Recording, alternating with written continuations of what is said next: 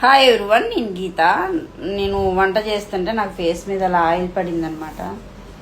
మా బాబు కర్చీఫ్లో ఐస్ పెట్టేసి ఇలా మసాజ్ చేస్తూ ఉన్నాడు.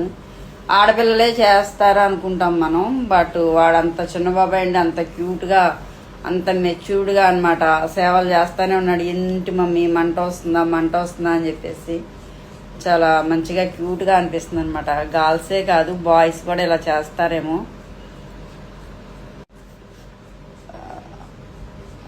మసాజ్ చేస్తానే ఉన్నాడు అనమాట. ఎందుకు మమ్మీ ఇట్లాక మరి ఇట్లా నేను ఉన్నాను కదా, నేను బయట ఆడబెడతాను కదా, ఎందుకు ఇంట్లో చేసావు?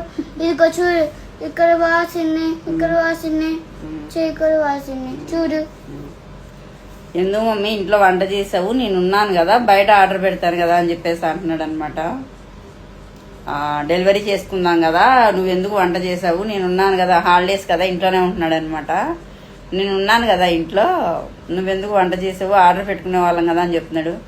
అంత స్మాల్ ఏజ్లో అంత మెచ్యూరిటీ లెవెల్స్ ఇప్పుడు పిల్లలకైతే ఎక్కువ ఉన్నాయన్నమాట. మసాజ్ చేస్తూనే ఉన్నాడు, ఇలా ఇలా ప్రెస్ చేస్తూనే ఉన్నాడు అనమాట మార్నింగ్ నుంచి.